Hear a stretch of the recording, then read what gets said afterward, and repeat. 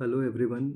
First of all sorry कि मैं ज़्यादा वीडियोस आपके लिए नहीं ला पाया पिछले महीने नवंबर और दिसंबर में, क्योंकि एक्चुअली एकेडमिक लोड जो था ना वो काफ़ी ज़्यादा था मेरे ऊपर।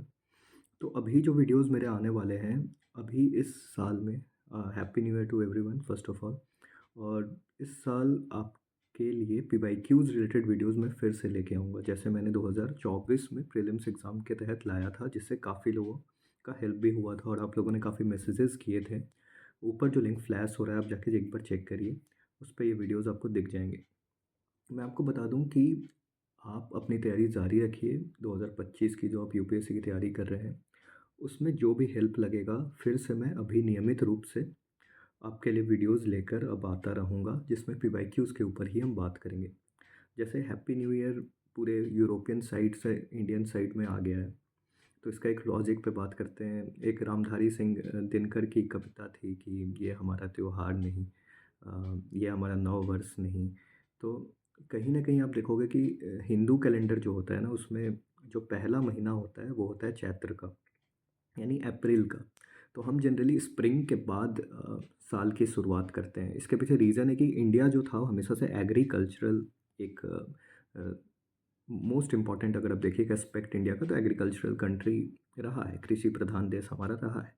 और इसी में जब आप देखिएगा ना कि कृषि प्रधान देश में क्यों रहा है, क्योंकि स्प्रिंग के बाद जनरली क्या होता है कि रबी क्रॉप्स जो है ना, जो हमने नवंबर और दिसंबर के टाइम मस्टर्ड हो गया या फिर जितने भी अलग अलग तरह के रबी क्रॉप्स हैं, उसको हम जब बोते हैं ना नवंबर दिसंबर के टाइम, तो उसी का हम हार्वेस्ट करते हैं अप्रैल और जून में।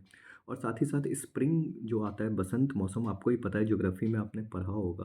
क्योंकि मैं ज्योग्राफी का ही फैकल्टी हूँ, तो मैं आपको इसलिए ये चीज़ बता रहा हूँ कि 21 मार्च के बाद, जब जनरली 21 मार्च को क्या होता है, आपको ही पता है कि जो सूर्य की रोशनी है वो पृथ्वी पर डेज़ और नाइट्स के टर्म में इक्वली, आप देखोगे कि मतलब डेज़ भी होते हैं और इक्वली नाइट भी होना स्टार्ट हो जाता है।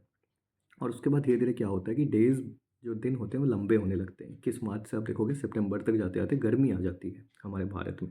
क्योंकि भारत कहाँ है, हमारा नॉर्दर्न हेमिस्फीयर में। और नॉर्दर्न हेमिस्फीयर में होने के कारण आपको भी पता है कि जनरली क्या होता है कि जो सूर्य की रोशनी है वो 21 मार्च के बाद नॉर्दर्न हेमिस्फीयर में ज़्यादा पड़ती है, जिसके कारण गर्मी होता है। तो इसका वन ऑफ द रीज़न था, इसलिए रामधारी सिंह दिनकर जो नेशनल पोएट है, उस उन्होंने ये बोला था कि ये हमारा त्योहार नहीं। क्योंकि आप खुद देखो ना कि भारत में ही नहीं, जो भी आप देखोगे ट्रॉपिक ऑफ कैंसर के ऊपर जितने भी कंट्रीज़ लाई करते हैं all over the different continents, वहाँ पे आप क्या देखोगे कि सर्दी इस वक्त पड़ते रहती है। बर्फ़ की चादर रहती है आसमान में, बहुत ही ज़्यादा कोहरा घना रहता है। एकदम आप देखोगे कि जो लाइफ़ है वो एकदम सुस्त पड़ी होती है इस टाइम में। तो ये कौन-सा नया साल जीने का मकसद है, या फिर जहाँ पे लोग मर रहे हैं, जो गरीब लोग हैं, तो इसलिए इसको एक चैलेंज के रूप में काउंटर किया गया। और हिंदू कैलेंडर जो हमारा है, उसके अनुसार जनरली हम उसी वक्त मनाते हैं जब स्प्रिंग आ चुका होता है और जनरली फसलें हम लगा सकते हैं। और आपको ही पता है कि एग्रीकल्चर इंडिया में आप देखोगे तो खरीफ क्रॉप जो है जनरली मानसून के टाइम लगाया जाता है, जो कि अप्रैल के बाद, जून के वक्त मानसून भारत में आता है।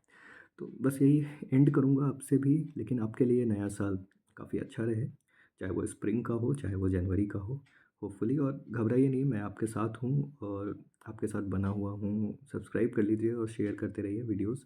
और पीवाईक्यू से रिलेटेड वीडियोस आप जो भी कमेंट करेंगे, जैसे भी वीडियोस आपको चाहिए, पिछले बार भी आप लोगों ने कमेंट किया था कि ज्योग्राफी में चाहिए या फिर हिस्ट्री में चाहिए, वैसे ही वीडियोस मैंने दिया था।